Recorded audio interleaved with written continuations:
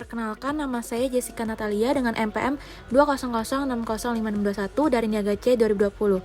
Berikut ini video yang berisikan bisnis analisis dari Uniqlo.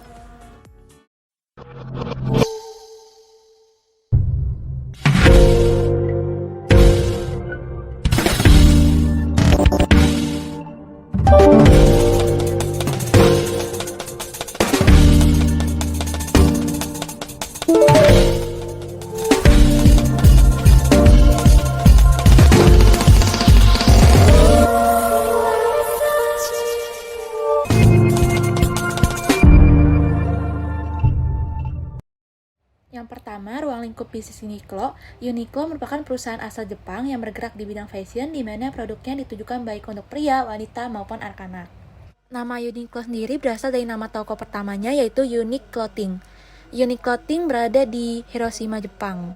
Gerai pertama Uniqlo Indonesia terletak di Lotte Shopping Avenue, di mana gerai tersebut dibuka pada 22 Juni 2013. Total gerai Uniqlo di Indonesia per 31 Maret 2022 berjumlah 48. Uniqlo berbadan hukum Indonesia dengan nama PT Fast Retailing Indonesia bersama brand-brand lainnya seperti GU, PLST, J-Brand, Theory, dan lain sebagainya, yang berdiri sejak 16 Oktober 2012. Misi dari Uniqlo yaitu Unlocking the Power of Clothing. Kemudian values yang dibawa ialah Approaching Issues from the Customer Perspective, Embracing Innovation and Challenge, yang ketiga Respecting and Supporting Individual to Foster both Corporate and Personal Growth, dan yang terakhir Committing to Ethical Standard and Correctness. Pasar dari Uniqlo merupakan oligopoli. Dapat dilihat dari barang yang dihasilkan homogen. Uniqlo juga melakukan iklan-iklan guna mempromosikan produknya. Berdasarkan laporan YouGov yang dinilai berdasarkan impresi, kualitas, nilai kepuasan, dan rekomendasi yang diberikan, Uniqlo mengalami kenaikan skor yang tertinggi pada tahun 2021. Skor Uniqlo juga lebih tinggi dibandingkan kompetitor-kompetitornya. Kemudian SPA, Uniqlo mengimplementasikan SPA di mana Uniqlo melakukan sendiri seluruh proses produksi mulai dari desain, lalu produksi sampai penjualan dengan tujuan cost saving, struktur produksi yang fleksibel, dan memudahkan pengontrolan kualitas produksi. Kemudian, target konsumen dari Uniqlo berupa semua kalangan. Desain yang ditawarkan Uniqlo netral dan juga universal, baik untuk pakaian formal maupun kasual. Dilansir dari Accurate.co, harga yang ditawarkan oleh Uniqlo juga lebih terjangkau dibandingkan berbagai brand sejenisnya. Seperti 30% dari produk Uniqlo dihargai di bawah 140.000, sementara Zara hanya 7% dan H&M hanya 23%. Model bisnis Uniqlo. Inti dari model bisnis Uniqlo yang pertama yaitu perancangan desain, yang kedua produksi, dan yang ketiga penjualan. Dimulai dari research and development, yaitu mengembangkan produk guna menanggapi permintaan customer dengan melakukan penelitian tren fashion global secara berkelanjutan untuk menemukan bahan-bahan serta model terbaru agar memenuhi keinginan dan selera konsumen. 1 tahun sebelum produk di-launching, tim Research and Development mengadakan pertemuan terkait konsep dengan beragam perwakilan dari tim merchandising, marketing, dan materials development untuk menentukan konsep desain yang tepat, kemudian dilanjut mendesain dan penyempurnaan sampel oleh desainer. Setelah Research and Development, dilanjutkan merchandising. Tim merchandising memainkan peran penting dalam proses pembuatan produk dimulai dari perencanaan hingga produksi seperti menentukan line-up dan volume produk sepanjang tahun. Tim merchandising berkomunikasi dengan tim research and development, produksi, dan tim lainnya untuk menentukan desain dan material yang dibutuhkan setiap produknya. Tim merchandising bertugas untuk mengelola peluncuran produk, memantau kondisi penjualan, dan memberi instruksi apakah produksi ditingkatkan atau dikurangkan saat season tersebut berjalan. Kemudian dilanjutkan dengan development and procurement of materials. Jadi pada tahapan ini, development and procurement of materials itu melakukan negosiasi langsung dengan pihak produsen material guna memastikan bahwa pesanan berjumlah besar dengan kualitas tinggi dapat terwujud dengan biaya yang rendah.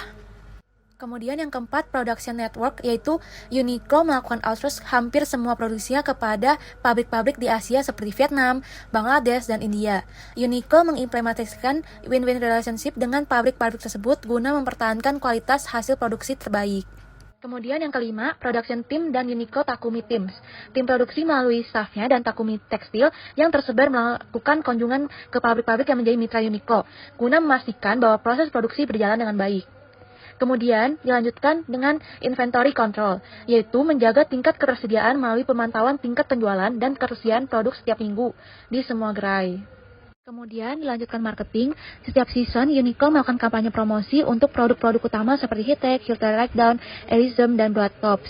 Tim marketing bekerjasama dengan tim merchandising dalam kampanye promosi ini guna memastikan inventaris produk habis terjual. Analisis internal Uniqlo yaitu SWOT analisis sebagai berikut. Untuk model requirement-nya yaitu business model canvas sebagai berikut. Kemudian, organization chart-nya sebagai berikut.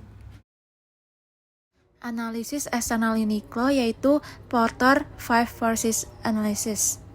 Selanjutnya, rivalry among existing competitor. Persaingan Uniqlo di Indonesia dengan industri sejenisnya itu cukup ketat. Tapi Uniqlo memiliki keunggulan berupa produk yang ditawarkan tidak hanya ditujukan kepada segmentasi tertentu. Contoh kompetitor dari Uniqlo di Indonesia sendiri adalah Zara, H&M, dan Pull&Bear. Zara, total gerai Zara yang tersebar di Indonesia sebanyak 13. Zara telah masuk ke Indonesia sejak 18 Agustus 2005. Keunggulan dari Zara terletak pada freshly baked clothes-nya. Kemudian H&M, jadi H&M ini telah masuk ke Indonesia sejak 5 Oktober 2013. Gerai pertama H&M di Indonesia terletak di Gandaria City. H&M juga mendapatkan penghargaan sebagai Best Global Brand. Kemudian yang ketiga Pull&Bear. Jadi Pull&Bear ini telah masuk ke Indonesia sejak 1 Maret 2008. Gerai pertama Pull&Bear ini di Indonesia terletak di Grand Indonesia. Total gerai Pull&Bear yang tersebar di Indonesia sebanyak 14. Keunggulan dari Pull&Bear itu terletak pada Pull&Bear sangat memperhatikan penempatan dan juga tampilan gerainya. Dapat dikatakan strong forces karena banyak perusahaan dengan keunggulan yang dimiliki masing-masing akan meningkatkan intensitas persaingan dalam kompetisi. Threat of new entrants-nya yaitu yang pertama dari sisi economies of scale, yang kedua dari product differentiation, yang ketiga capital requirement, yang keempat access to distribution network, yang kelima government policies. Dari sisi economies of scale, threat of new entrants-nya itu dapat dikatakan weak force karena economies of scale-nya agak susah dicapai pada industri ini.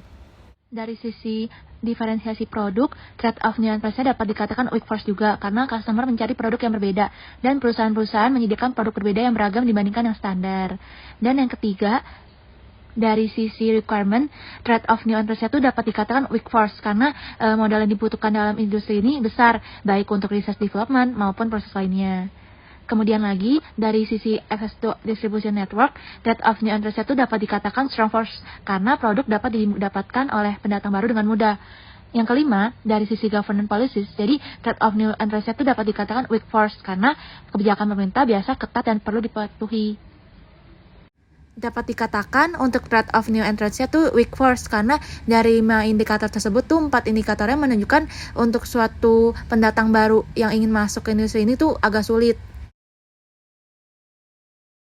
Kemudian yang ketiga threat of substitution, jadi dapat dikatakan weak force juga karena Uniqlo menjual produk berkualitas tinggi dengan harga lebih terjangkau dibandingkan produk yang pengganti tersebut, sehingga posibilitas pembeli untuk beralih ke produk pengganti tersebut lebih rendah.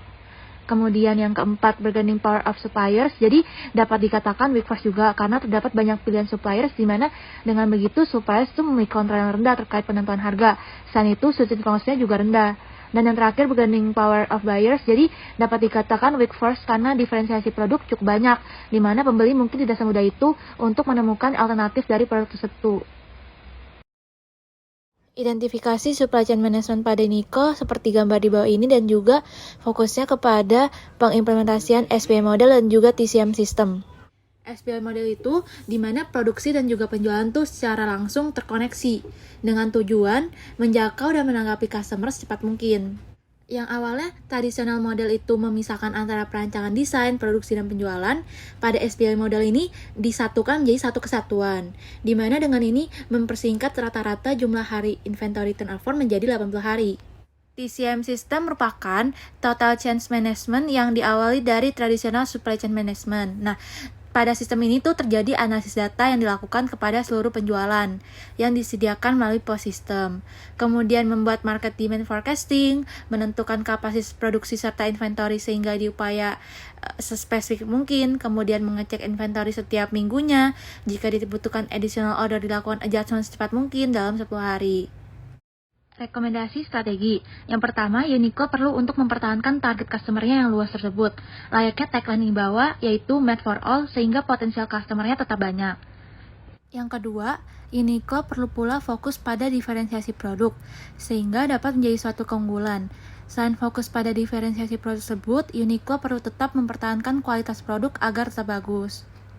Yang ketiga, saat ini pelanggan lebih percaya terhadap opini pelanggan lain dibandingkan mempercayai apa yang dikatakan perusahaan. Sehingga Uniqlo perlu memastikan produk yang diberikan terbaik dan unggul. Maka dengan begitu meningkatkan customer satisfaction yang berujung kepada brand image dari Uniqlo menjadi baik. Berikut ini daftar pusaka yang digunakan. Terima kasih.